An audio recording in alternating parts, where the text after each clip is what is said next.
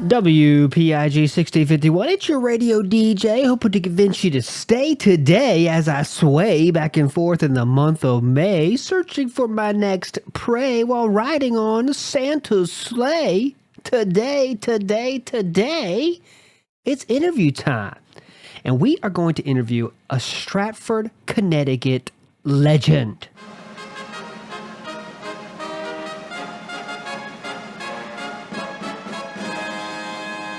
Let me say that again. A Stratford, Connecticut legend. I don't know why I said Connecticut, but we're leaving it in there. We're live here, right? We're live, right, you? You can go ahead and answer that. We're live, right? I love Adam Krigler. Okay, anyways. Someone that has been very successful over the last 15 years is coming in today. He's been a successful YouTuber, a successful food critic, a successful WWE Champions Pro, a successful displayer of accessories. I mean, there's just nothing this man has not conquered. According to the notes he's given us, he became basically the CEO of a helicopter company, all while earning the same as an entry-level position employee. He's overcome people stealing his identity and spending literally thousands of dollars for the meme of it. He's also overcome alcoholism, spending addictions, gambling addictions, and depression.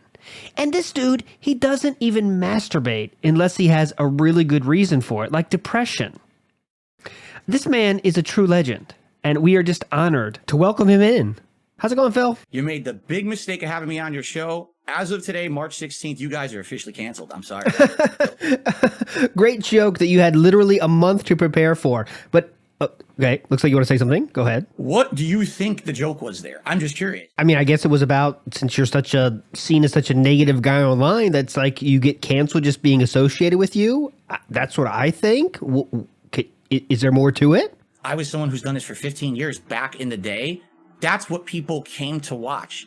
That's the content they wanted from me. That's what got me popular on YouTube. That kind of ridiculous, unacceptable, over-the-top, dark humor joke, okay? Well, I wouldn't call that dark humor, but let's just move on. Oh, real quick, got to do a quick advertisement here. You don't mind advertisements, right? You don't have a problem with shilling? I have always, in the 15 years that I make content, always been critical of people who shill. And there's a difference between, I have a sponsor today and I shill. Okay, well, we have a sponsor today, and it's actually for a sword. I don't know anything about this sword. Could you tell me something about it at first glance? Oh, it's a double-edged sword. It really is. Oh, it is a double-edged sword. Thanks for that. Sometimes on the show, we like to give the guests a chance to say something they want to share about their wives, things that no one in the entire world needs to know about. Maybe it's something that people already say in some communities, but things that the rest of the world, some things that a bigger audience doesn't need to hear or doesn't need to know about, especially since you know your wife is listening.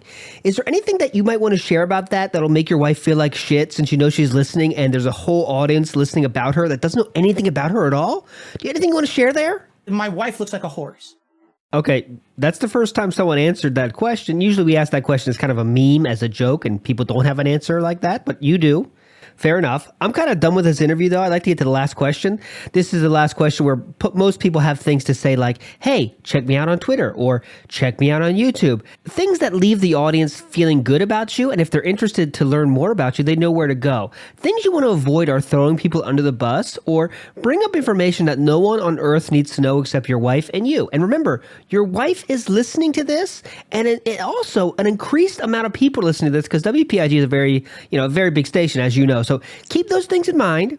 And what do you want to leave the audience with? Your final words. And remember, your wife is listening. Go ahead. She has nothing to do with any of this. Leave her out of it, all right? Okay, I'm feeling good about that answer. I thought you might have something to say, but since you want to leave your wife out of it, great. Again, I'll ask the same question. Final party words, the words that everyone's going to remember you for on this interview on WPIG 1651. Go ahead, Phil. It's funny because when you look on the internet, they will find all this public information about me and my personal life. They'll find my bankruptcy. They'll find all these statements. Did you ever find the restraining order that she had against her ex because he was hitting her?